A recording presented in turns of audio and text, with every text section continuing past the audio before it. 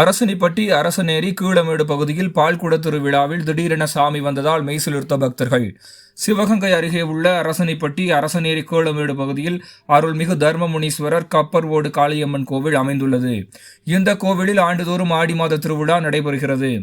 இந்நிலையில் இந்த ஆண்டிற்கான திருவிழா இன்று நடைபெற்றது.